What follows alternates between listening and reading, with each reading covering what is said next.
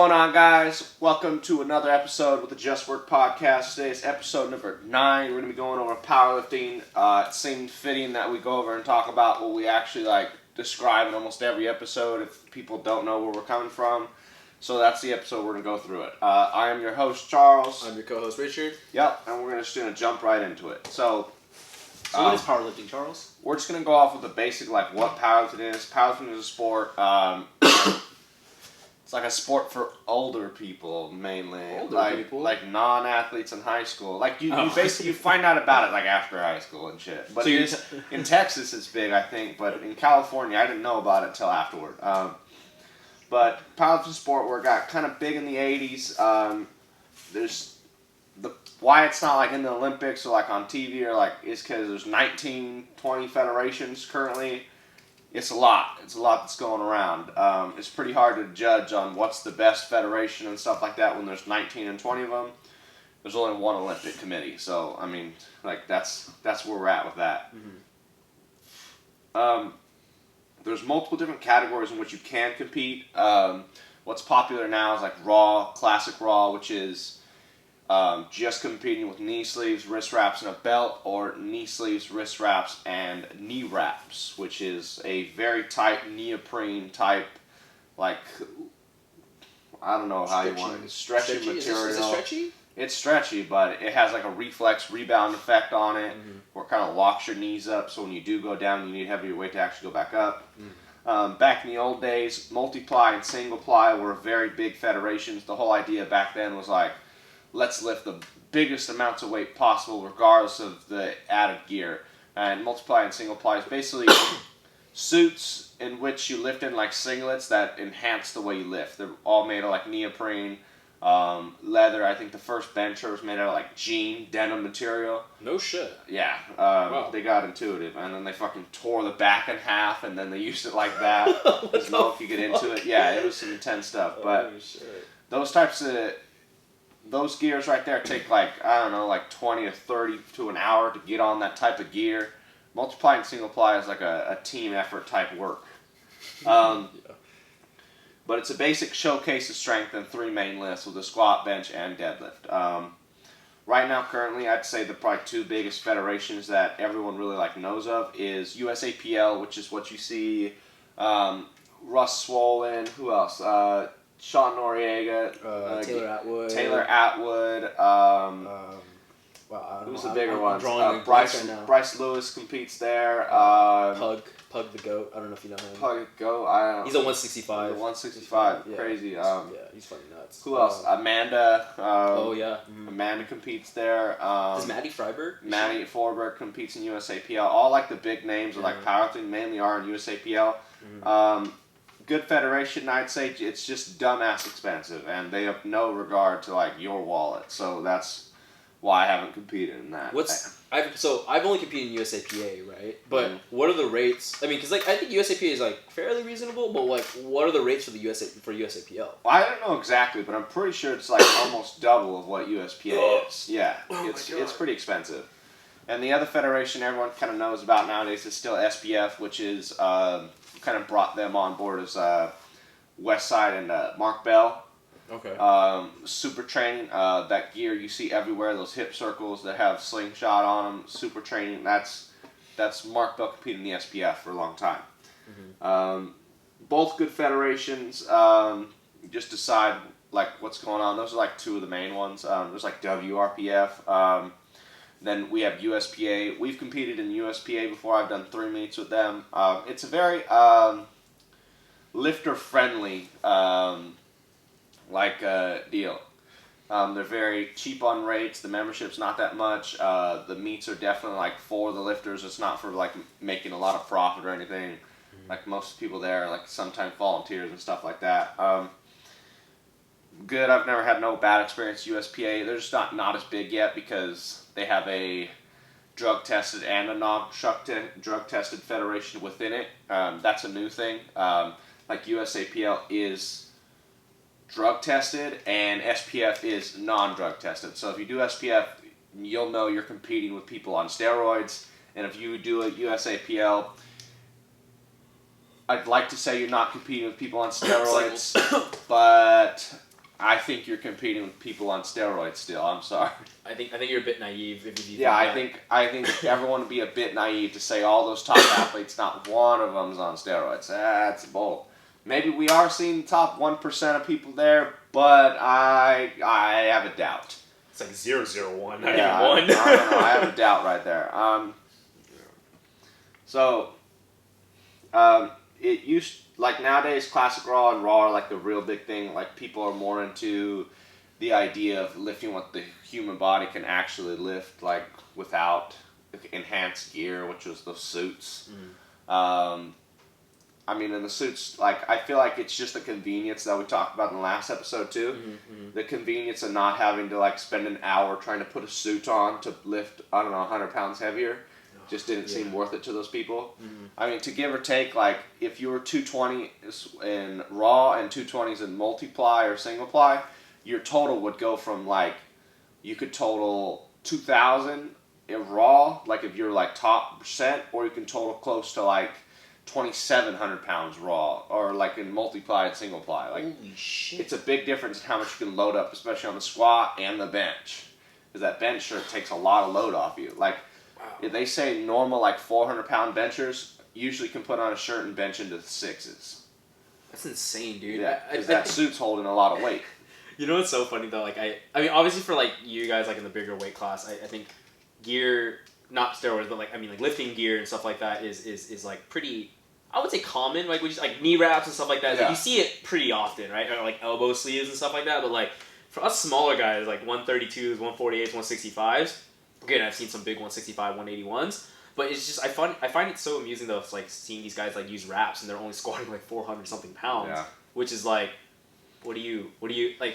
Are you just trying to prove? What do you? That's shitty squat. Yeah, because I mean, yeah, and I'm not saying I'm not discounting like a 400-pound squat is not. I mean, it's decent weight, but I mean, you could definitely Compared for sure. Massive. Yeah, like first you at that weight that you could for sure do that in sleeves. You don't need to be doing that in knee wraps. You know what I mean? And it's like I feel like it's a lot more technical. Would you say?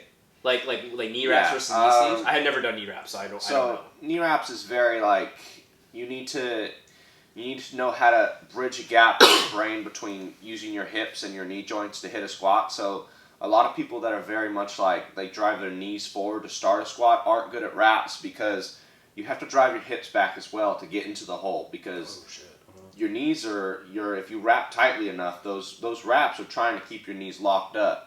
And if you're shoving your knees forward like the first part of the squat, it's going to be hard to even hit any bit of parallel.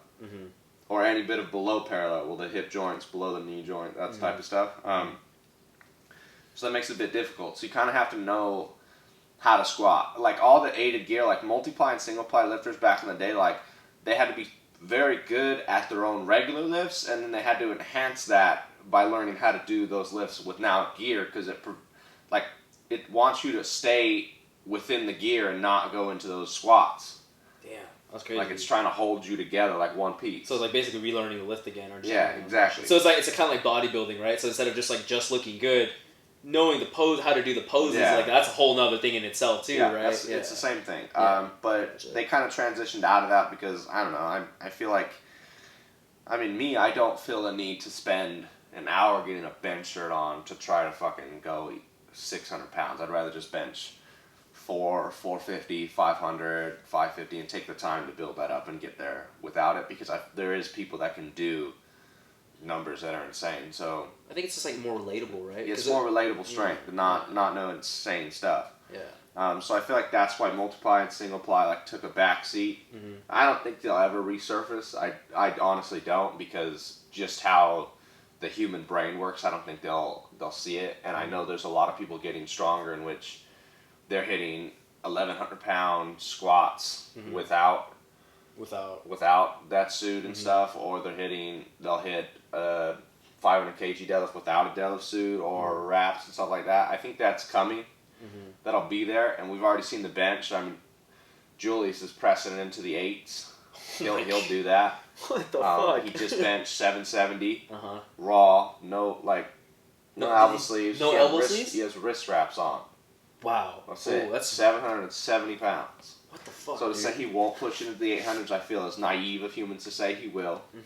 So I feel like people will showcase and see that there's an ability to actually like go into that without having all that gear on, so I don't feel like the gear will come back up. Yeah.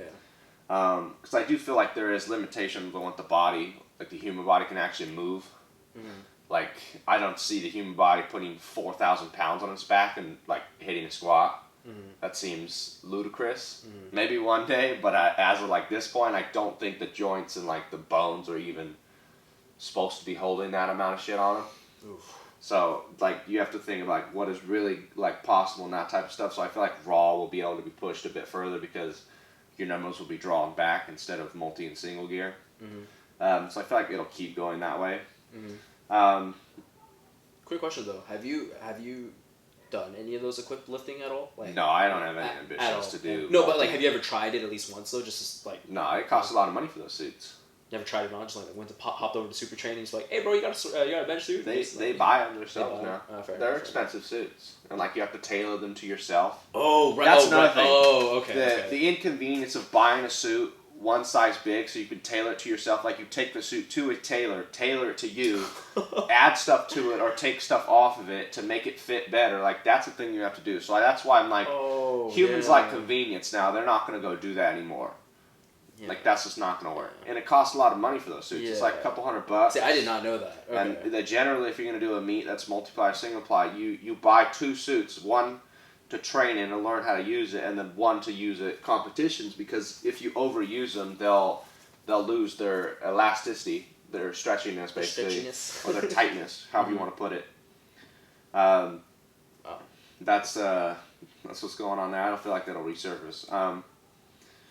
If you're, I feel like the best little like piece of advice I can drop if you ever like if anyone on this thing wants to start or like knows anybody or like thinks it might be a passion to do powerlifting is to be able to get through all the lifts and a good regimen of like a program or something like that without any gear first before you start adding stuff on, because with all this extra gear comes more time to learn the lift, more time. Like make sure your foundation of knowledge of the lift and how to do it with the body is pretty solid before you add all this stuff. Because I don't know, I see a lot of people that just they have an okay squat and they put on knee wraps and then the depth is all off. How they have to squat is way different.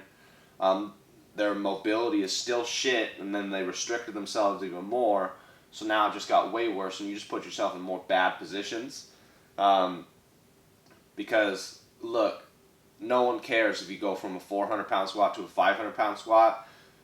The women can squat fucking sick, so don't even worry about it. Like, take the time to build yourself up and actually get there with a good foundation, and then add the stuff if you wish and if you'd like. But to push the limits of what you should just take time on is very, very outrageous to me. Of like, oh, I want a bigger number, I want a bigger total. Like, it all comes in time, so just make sure the foundation is good. And it's all, if you're still there now, give or take, like, you're not the top 1%, so you have to think about, like, your 40s and 50s and shit. You don't want to be able to, like, not move because you decided that you wanted those extra 100 pounds, so you added more shit, and then now you're restricted in mobility as you get older because you put yourself in bad positions. Whole point, build better foundation, then add stuff when you get there. It's all time and patience process. And it's not a race. Yeah. And like, it's not a race. Don't judge. That's a big thing I see. People will judge someone like while they're at the top, like, and they won't take anything into account. Like, people stay down for a long time. They don't just get strong overnight. So don't be judging someone who could squat 700 pounds and be like, oh, this, and that. No, it took a long time to do that. There's very few people that can just go from, I just started squatting, I squatted 405 to now I squat 705. That's very few individuals, but all of it's hard work. Not to say there's not talent involved, but it could just be their time to shine, and then you don't know when that's over, because in this sport, we're all one little injury away from being done with the sport. Yeah, and it's funny. We're all one little tweak of a spine during any movement to be, you're out. Because that's another reason powerlifting isn't like the biggest sport, because of that. The risk injury factor is like very high. There's a lot of like top prime lifters that are there for like 4 or 5 years and then they're done. Yeah. They're done. Their joints, their back, something like that hurts. And it's very hard to come back from those types of injuries, especially If you look at it, a lot of people only have a couple good hamstring tears in them before they're done, or a couple good pec tears before they're gone, or a lot of people crush their spines down and have herniated discs and shit like that. You only have so much time of that to go through, and not to say you can't mental your way through pain. I know people can, but in the long run, it's like, how much are you willing to give up to even just to get back to where you are, and then still have to face off against the people that were healthy. So that's why it's important. The foundation thing is huge, because if you don't take care of your foundation, you'll crumble underneath. You can't build a building on rubble. You have to build it on concrete. Right. You have to build it on columns. You have to build it on steel. Like, you have to build that bottom piece, and then you can work up. But a lot of people crumble when they start to just move real quick, and the building's sitting on gravel. If I get that analogy a little bit, I think it's okay. I got it a little bit. Yeah. Next, we talk about like the people kind of like that brought it to the live stream. Bart Quan and Barbell Brigade probably brought powerlifting up to mainstream very quick, and especially for the Asian community. You go to powerlifting meets now, and like that is like JK Films to Barbell Brigade brought so many people in that put it up on the pedestal a little bit. Yeah. Not to say Mark Bell didn't do his due justice, and people came in on that area, but I think Bart Quan and Geo probably had the most influence of like actually bringing influx of people in. Just because of the broad spectrum of people they brought in, and people were intrigued to do so. Yeah. So I feel like they have like the biggest outlook. I mean, Bart and G aren't like the greatest powerlifters, and they also moved on to other things already, but they brought it into where like other people really got into it, where Athlete put a lot of powerlifting gear in their gym, and 24 Hour decided they should get platforms and bars and stuff like that to put into their gym, and people are starting to like move their way towards it. They know it's an actual niche people want to go do, so they put the effort into putting it in their gyms. You know what's so funny though? I was reviewing like a lot of like old videos from like 24, like when I used to train there, or even one of my friends too, right? Dude, they had like Alico plates and bumpers and shit like that, and I was like, obviously at that time you don't realize how expensive it is, but now that with quarantine and COVID, you know, we researched the prices and we know that, but like gyms are dropping some serious cash into these bumper plates. I mean, granted, you can do Olympic lifting, you can do it's very multi-purpose, but you know, the fact that they're investing into stuff like this is pretty cool. Before Rogue, Alico was one of the leaders of they still plates, are. because the Olympics for weightlifting has always been Alico. Yeah. 225 for one 25 kg plate. That's a lot of money. Yeah, that's Alico's very expensive, but it's also a very reputable brand, and it's in the Olympics every single year. Yeah. So. But going off what you were saying though, I really like how Barbell Brigade really created that space though to make powerlifting cool. I feel like for like Asian people, because like we're not really portrayed as like the really big strong type. You know, we're I mean, hey, you guys have some fucking strong motherfuckers on the Olympic teams. But it was just really cool though seeing in the powerlifting scene though, like you see, because like, you know, when you think of powerlifters, especially the old image of it, right, was kind of like the guys like Mark Bell and stuff like that. You know, where they were just really big dudes pushing up big weights and eating eggs and steak for breakfast, and you know what I mean. That was your face full of food. But then now it was kind of cool seeing just different faces into the powerlifting community, and like, oh, now it's just, I think it's mostly predominantly Asian now too. You know, I mean, or at least in the you know. Yeah, I definitely in the lower weight class. Like, even higher weight class, somewhat like. There's probably almost equal amount of Asians as there is like white people, and then like black and Hispanic.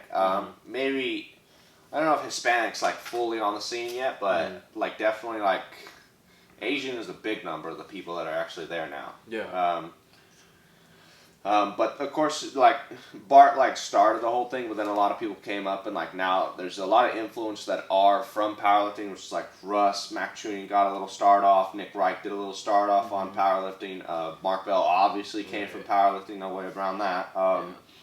Who else came from power? Like, not Christian. Christian always has done physique. Yeah, he's always physique, but his gym though brings. But his gym, he did put in a lot of like powerlifting stuff in his gym because he knew that was a niche that was filling in. But even just to say like the amount of like little small garage gyms that were made is a very influx of time.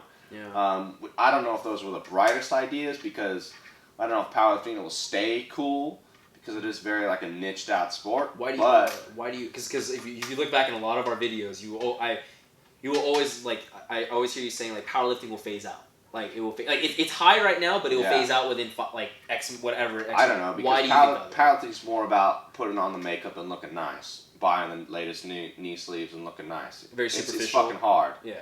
And it's very injury prone. So you take people that worry more about what they look like and what they think of their totals and like trying to gain respect of the aspect. The people that'll stay here is the one that love the sport regardless of how badly they get fucked up from it. Mm-hmm. But there's a lot of people that they're up and their time to shine and they're just gonna get a little bump in the road and they'll give it. They'll kick the bucket on it because in reality it's not everyone's passion to be the strongest person in the world. Mm-hmm. That's a lot of people's hobby. You don't make any money from powerlifting. Well, some people do. I mean, but the vast majority of individuals don't make any money. So, in this world of like clout chasing and I want dollars, like once you learn that, you get to the top. I feel like a lot of people would be like, "No, fuck this. This ain't for me." Right. Because the people are making money are the ones that actually took the time to start being creators, content creation, helpful. Like that's where the money came in. Not they were dishing out cash like you won the Olympia for bodybuilding. They were not doing that. You don't get a page in a magazine for fucking winning powerlifting competitions. You don't. Max Shooting sells sour belts. Yeah. See, use your clout to sell candy. End of story. Leverage your following. Yeah, that's why I kind of feel like it'll phase out. Okay. I feel like it'll be a while before that, but we'll see how it plays now. The cards lay. Yeah. Because I mean, I feel like I agree with you. It's cool for me because I don't want to deal with any more of the bullshitters, man. It's annoying having to listen to fucking 5-year-olds tell me how to do shit and be like, "Look, dude, you don't know anything. You bench 250. Go home." We're not gonna name names. No, like I agree with you to an extent, but also too. But I feel like though a lot of the movement now, because like thick is in right now. And I feel like strength training is obviously going to be a here's my thing. I think powerlifting also got very hyped because it was all those guys that were like, "Oh, I like bodybuilding, I'm going to do that." And they were like, "Wait a minute, I could eat a pizza and still go to the gym and people will think I'm fit? Fuck it." That's 100%. Like, I feel like there's so many people of that. Yeah. Like, that's big. Why the fuck wouldn't you want to eat the pizza and go fucking train? That makes sense to me. Yeah. Oh yeah, if it fits your macros. Hey, I'm a huge. Sure. I promote that in a sense. Okay, so I'm gonna defend that. That's solid. Yeah, but I mean, because bodybuilding gets to the point where it's like so tedious. A lot of people can't follow that type of shit. It's unsustainable. It leads to like mental problems and stuff. Like you can't fucking hold on to that diet like without being mentally. So you're telling me I need to eat 1,200 calories as a 165-pound male. Eat 1,200 calories, but burned 1,000. Yes. On extra cardio and workouts. That's not including my BMR. Yeah, that's exactly it. I don't know what your problem is. That sounds fucking miserable. No, you're fine. Do it. Do it. Yes, coach. Yeah, that's right. Exactly. That's fucking difficult. Yeah, that's mad respect to them. I guess next I'll kind of like just to drop this knowledge or something so people know what we're talking about. So obviously powerlifting is a 3 main lifts: squat, bench, deadlift. So I'm just gonna go over like the general rules for like all the federations and not get into like depth on what each ones are because there are slightly different rules in each one, which makes it weird, and that's why they don't know how to fucking put this in any like live mainstream sport because what rules would you follow because everyone has different aspect of like the rules now. But the general idea of the squat nowadays is your squat is supposed to be where the hip joint goes below the knee joint in most federations, or breaking parallel. But as we've seen in our lifetime, it seems as if the more you squat, the less they give a shit about that rule. And me, I don't really give a shit because if you're willing to put 1,100 pounds on your back, the fact that you moved it downward, I feel like you should just get a medal. Yeah, that's where you get I don't fucking know. Like you could judge like the depth and stuff, but that's a lot of weight, and like you're like the 0.0001% that can actually get to that point. I don't know if you should like be so hard on that judging and type stuff. Like if you really want to get onto like some people are just fucking like fast and like. Freaks of nature, man. Freaks of nature, man. I don't know if you should really like judge hard on that. I have mixed feelings about that. But if you squat 315 and you can't get below the hip joint, fuck you. I mean, end of story. That's how that goes. Like, really, everyone in their grandma can do that. Some 12-year-old kid from Kansas that lifts hay bales can do that shit, no problem. Not even any workouts in. But But squat basically has 2 commands. It's start, like you stand in front and 3 white people you look at normally. That's what I've always seen. That's what I've always seen. There's some old white dude in front of me, and he tells you start. I think it's the same dude. I think it's the same white dude every time. Dude, every time I get up there, I'm like, I've seen you before. No, dude, there's this meme. My friend has a meme where he's like spotting him, and bro, it's just his face is just. I'll show you after this podcast, bro. It's just pure comedy, bro.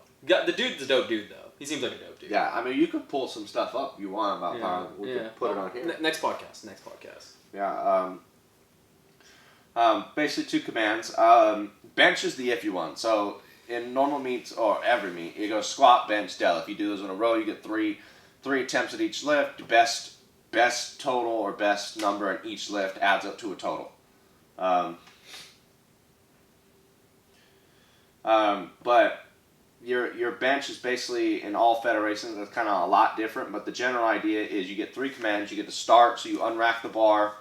Then a man says start or a woman says start, and then you bring it down to the chest. They say press at a pause. Some federations it's just a pause. Some federations it's no motion of the bar up the chest. It's just iffy. It doesn't like some I swear they're doing spoto presses. They don't give a shit. Some of them are 3-second pauses, bro. Yeah, some of them. I've done a lot of benches and meets, but sometimes I get stuck down and I'm like, wow, okay, dude, cool. That's nice. And then it's a rack command. So you hold it. They say press. You press it, and then you rack it back to the bar. Everyone's kind of seen a bench press. That's what everyone's dad's like. Oh, I bench 450 in high school. Yeah, those fuckers that didn't do a shit. Yeah, those guys. Or squat 500. Yeah, it is like their leg press. That was yeah, 500. everyone who did that shit. Yeah. And then that's basically bench. We're not going to get into like most federations that's like keep your butt down, keep your back on the bench. Some federations keep your heels on the floor. Some you can have your toes like sitting on the floor. Some your head can come off the bench. Some your head has to stay flat. All different types of stuff for a bench. Yeah, it's complicated. So read the rules before you join the federation. Read the rules before you join the federation, which you're going to bench, because you might want to know how to train what you're going to do. Yep. 100%. Deadlift is, I don't know, pretty simple. Pick up the fucking bar, put it down. But what about cheater pulls? They're going to do a command. It's just going to be a down command. So you just walk up there, pull. The funniest thing is going to powerlifting meets and seeing new people, and they're standing there waiting for a command, and it's like, no, dude, you just have to pull. Mm-hmm. Like, no one tells you to go up. Mm-hmm. Like, you pull. They have a down command. The basic rule of thumb, no hitching. So no, like, bending back like strongman, like, trying to, like, do a half squat, pump it back up. None of that. Like, the bar can't break your body or center of mass, something like that. Mm-hmm. That's the general rule of thumb. Sumo and conventional, those are the 2 real styles, everyone doing it. In powerlifting, each one's legal. It just depends on what your leverages are and how you want to train it. I'm sure there's a lot of people that are doing sumo that would be benefit to conventional, and people who were doing conventional that can benefit from sumo. You could use both to aid each other to get stronger at. It's just iffy. I do think sumo is cheating, though. I don't just want to leave that there. Conventional puller. I'm a sumo puller. So. Sorry, but I'm just going to leave that there. Mm-hmm. And we will take a break sponsored to you by Gatorade. Cool Blue. We'll catch you in a couple minutes. What's going on, guys? Welcome back to the break. Gatorade Cool Blue. Best Gatorade in the game currently. He just took some pre-workout and had a sip of ammonia before this. Where we left off at is deadlifts. I'm just playing. I'm not going to screw that all the time. That's fucking great, though. What did we leave off on? Like, you got way too high. I got way too high really quickly, guys. Sumo conventional. Yeah, okay, sumo each conventional. are legal, okay? Yeah. Just legal. Each are legal in every federation. I think. Maybe there's one that's just like, maybe it's legal and it's frowned upon to walk in there and do sumo. I feel like sumo is just frowned upon all all federations. Just know if you do pull sumo, every time you pull a big number, there's still going to be someone saying, "Yeah, but it was sumo." That's how it's going to go. Just pick up the damn weight. Yeah. At the end of the day, bro, that's just, you know. I think, back to what I was saying earlier, I think after everything kind of like cools down with powerlifting, I feel like it'll be once it's gonna really start picking up and be like a lot stronger people is when a lot of like the mainstream light comes off of it again, because that's when all the craziness gets to happen and the fucking slaps to the face and shit like that. Like back in the day, it was nuts in the 80s. Like broken chairs over. Yeah, it was like fucking crazy like WrestleMania type vibes in those damn places.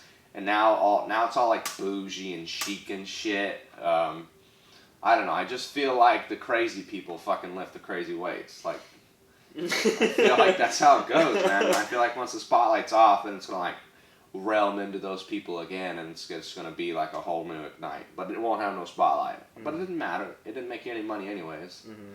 True. I mean, that's fair game.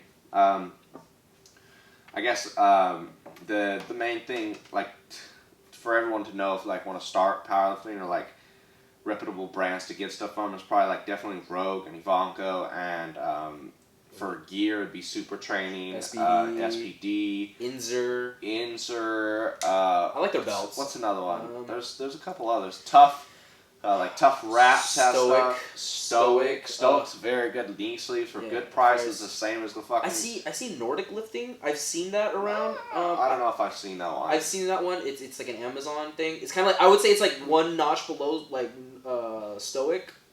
I would say. But Stoic's like a reputable brand. It is, yeah, it is. But if you're really on a budget, you know. Yeah, Stoic's definitely like Stoic is like if you want good knee sleeves, the quality SPDs, but you don't want to pay for SPD knee sleeves because they're ridiculous. They're really pricey. Go with Stoic. Yeah.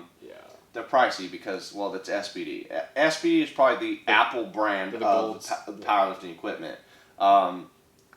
You never go wrong with slingshot stuff. Yeah. Mark Bell sells some pretty good stuff. I have some knee sleeves from back in the day. My belt I've had for like 3-4 years. It's all worn down, but it's fucking holding up strong. Yeah, I think with powerlifting gear though, in my opinion though, this is my opinion. Like when you invest in like big ticket items, like your knee sleeve, or not your knee sleeves, like your belt though, I feel like that's the one thing you do not want to cheap out on, because I feel like don't buy yourself a shitty little Inzer belt. Hey, fuck you. Hey, fuck you. Have a lever break in 2 weeks. No, okay. First of all, I've had my Inzer belt for 5 years. Dropped 110.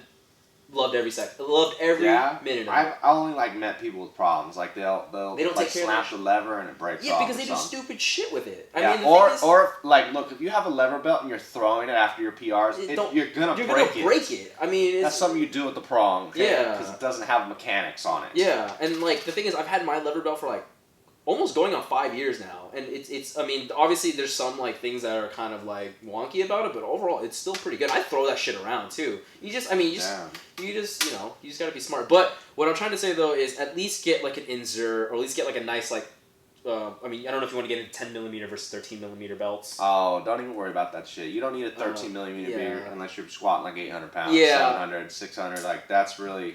Yeah, that comes in handy, and you can't really deadlift good with a 13mm belt anyways. It's hella thick. Yeah, so get yourself like a nice one. Don't get like the fucking bodybuilding.com bodybuilding belts. Yeah, don't get that one. Yeah, that one's really not gonna work. The Gold's Gym one on the back, and it has like just it's like slides to the back pad on it. Like I don't know if that's doing it all, but it's not really helping. But for something like that though, I'm a firm believer of buy once, cry once, because again, that belt should last you 5 to 10 plus years, I think. If you take care of it, I think it should last you a long time.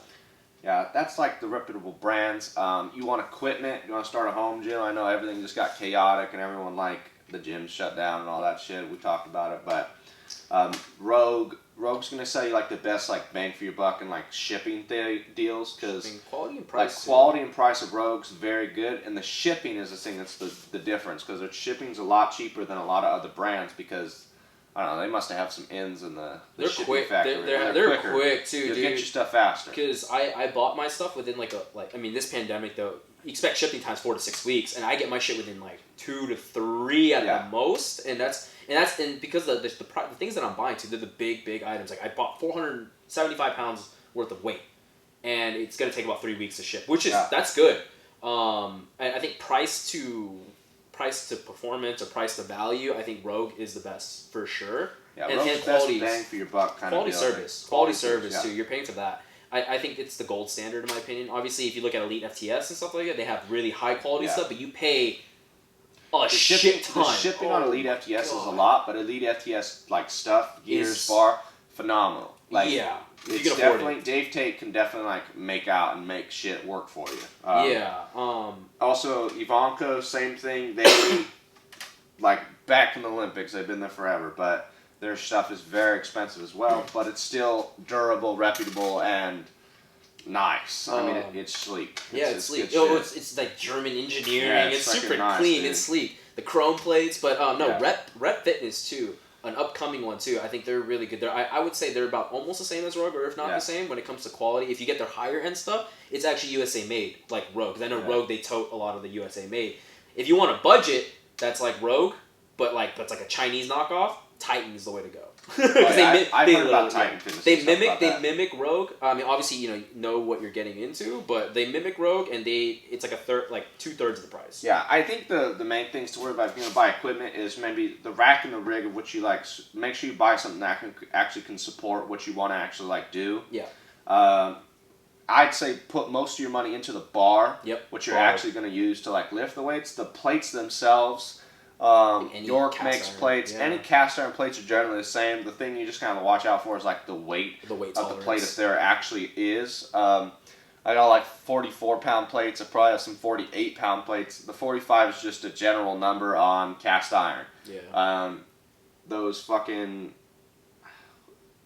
those kilo plates, you don't need those, and they're just ridiculously expensive unless you want to look nice and fancy and that type of stuff. But yeah. Other than that, cast iron's going to work. But I'd say spend most of your money on what you're actually going to be lifting on and the bar itself. Like if there's a budget in what you want to buy. Yeah. And the plates themselves, just get whatever kind of plates. They're Olympic standard. You can fit them on the bar. And they'll work. And again, too, the bar I think that's besides the rack too, obviously, but the bar is a really important thing. And I think Rogue, again, we're not sponsored by them, but it's just like their Ohio Power Bar is the gold standard. You know? It's $265. The durability of the bar, the knurling, everything's perfect on it. You know, like for what the price you offer, instead of dropping $400 or $500 on a stainless steel bar, because I know some of those can be expensive, but you know. Yeah. You know, Bell's of Steel too, which is like a Canadian brand. They're really cheap too, but I don't. This is not the topic to get into all of that. Yeah. But yeah, you get the point. Yeah. Buy once, cry once. Get good quality stuff. You know, first, and then. That's how it goes. I kind of dropped a little knowledge right there. Yeah. Next, get into the coaching and progression of like it. I'd say learn as much as you can about everything you can before you hire a coach. I know there's good reasons to do so, or get one. But it's not like bodybuilding in which your coach is going to teach you about diet. They're not really going to do that. It's not like bodybuilding, again, where they have to teach you about physique and how to pose and how to angle yourself. That's not generally the rule of thumb what you can do. There's so much knowledge dropped on like YouTube's. There's podcasts on Spotify other than this one. There's a bunch of stuff on Instagram that's going to show you how to lift things, how to get tightness out, Squat University, Athlete X. What are some YouTubers? So like Jeff Nippard. Jeff Nippard, Ben Pollock, Athlete X, Squat University. Russ Swole too. Russ Swole, they drop knowledge. Yeah. Max Schoon has dropped. Nick Wright has dropped some knowledge. Mark Bell has a whole bunch of stuff on like how to do things, how to bench. I guarantee you type in how to bench big, the first three are going to be Mark Bell's videos. Alan Thrall drops so much stuff on like how you can get your squats better. All those guys right there.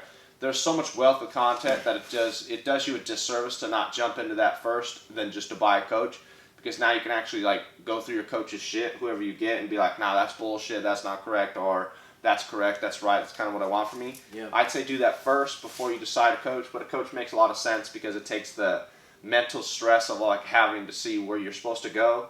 Yep. But if anything, you'll never go wrong with a 5x5. So just know that. 5x5 strong list or 5x5 by Elliot Hulse. Like, it's a standard. Anything like that. It's a standard strength of measurement. It challenges volume and strength at the same time. Good percentages. That kind of deal. That's kind of like what you get into there.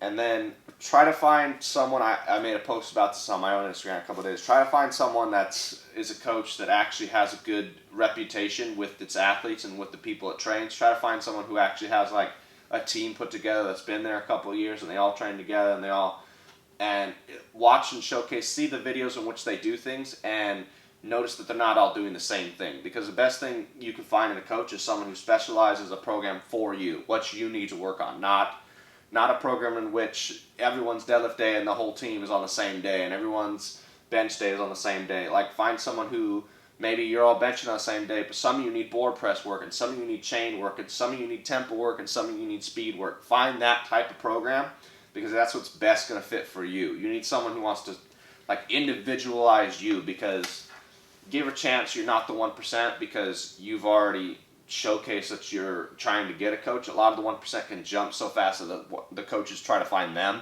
Mm-hmm. They try to get them quick so they can be on their team, that kind of deal, you know? Yeah. But try to find someone that's going to be very much like specialized everything for you, because all the wealth of knowledge and content is out there already. You just need someone to direct it at you and how it's used for you. If you find someone who's just going to take all your lifts, widen out all your grips, make you pull sumo, and fucking let's do a wide stance to squat, let's do high, like start changing everything about it. My rule of thumb is stay comfortable for as long as you can, because you'll progress a lot longer. When you're uncomfortable, you're going to cause yourself moments of injury, and that's going to push you back further than if you were just staying comfortable. Yeah. Those are just general rules of thumb. I think you bring up a good point too, is like thinking about longevity too. It's not just like how much, even though this will increase my number in the next 2 years, but you need to think beyond that. Like what's the ramifications of year 5 and 7. Trust me, you know you found a good coach when you find someone who looks at you and he's like, look, this is what I want you to look like in 2-3 years. That's what you want. You want someone directed you at your future, not right now. Because right now, if you find someone who wants to like just get you through like to a meet and get you the best numbers, they're not going to play the same things they're going to do as if they were trying to get you to 2-3 years, because those two paths are a lot different. Someone training you for 3 months and someone training you for 2 years is two different stories, because at 3 months, you should still be shit. Yeah. You should still be trying to figure things out, and you should still both be working on what's going to work best for you, and he should be still trying to figure out what movements and what variations are going to hit you just the right spot and target just the right areas at 3 months. Not, you shouldn't be maxing out with 3 months, because they didn't take any time to actually look at like what's actually going to help. Because trust me, if you have someone for 2 years, they're going to be a lot better off than you just take them for 3 months and just add all this shit, because you're just confusing someone about what they should be doing and let them go. Yeah, it's not fire. general rules of thumb. But that's why I say just go out, kind of learn what you can. There's a wealth of content and knowledge out there. Try to gather it all up. And if then you're like, nope, I want a coach and I need a coach, go for it. Find someone who I just described is very well-versed and wants to make everything benefit towards you. That's what you want. Because you're looking for your best interest. And again, we talked about this in our last podcast too. Just basic common sense, right? Before you get into anything, at least understand a little bit of it so you know what's a good deal and what's a bad deal. Yeah. You know? And it's just, it applies to everything. Also, pricing wise, don't fucking go with anybody who charges any ridiculous amounts of money. There's very high level athletes right now who are charging very little to snort out the bullshit of everyone trying to charge ridiculous shit. Steffi Cohen's program's like $30. Maybe they might be cookie cutter, but I guarantee you'll get the same thing out of that thing, and then the fucking... At least they acknowledge that it's cookie cutter and they're charging you a price so that's reasonable. And it's actually, I've read into some of the, like Steffi, I haven't seen hers exactly, but like her program's like $30, $50 a month. $30 a month, I think, depending on which one you get. I think even like... It is, I mean, I trust her though. Red Panora's doing like cheaper programming too though. Yeah. I mean, there's a lot of guys that are doing cheaper programming. And if you look like the best guys, everyone trains over at Westside trains for fucking free. Yeah. Mark Bell. His gym. Fucking, I asked Mark Bell about his program. He said, you know, I don't remember ever following a program. Dead ass answer. Guy's a legend, bro. Guy's a legend. Didn't give a fuck. Yeah. But yeah. Sometimes it doesn't become about what the program is. It becomes the amount of work you actually put in to want to be better. That's the general rule. Because Stan Efferding once went off on like a lot of group of people about, like this program's better than this one, this program's better than this one. And Stan Efferding's basically like, look, there's multiple ways to get to the results you want. It's just the common denominator between all programs that are good is the work ethic of the people who actually did that. Yep. So work ethic, not program. Think about that a little differently. Mm-hmm. That's kind of what we're kind of like put it on. I guess we can do like why do it. My thing, I really like bench. End of story. I'm good at it. I know I'm halfway decent. I think I can really push into some good numbers. I think I want to actually get into the 650 range one day, maybe 7. We'll see how it goes. Maybe start juicing up and get there. Who knows where we want to play it. But it's just the fascination of what one's can do with the human body is basically most people's, I'd say. That's mine, for why it is. Like, the fascination of how far I can push the human body. A lot of people have a lot of different reasons. It's up to you. But regardless of how you want it or why you want to do it, just find someone you know that you think could actually provide a lot of wealth of knowledge. Research about what's going on. Research about a federation you want to do. And then just start. That's the best thing to do. Just work. Just work. Just. And as he says that, the as I say, it just goes off. It goes off. But that's the main rule of thumb. That's all we kind of want to leave you with. I know, like, we talked and related a lot to it. And I just want to kind of draw some context to it if someone's listening and they have no fucking clue what it is. Yep. So that was the point of this podcast. That was number 9. I am your host, Charles. I'm your co-host, Richard. And we are signing off. Just work, bitch. Just work, bitch. Peace.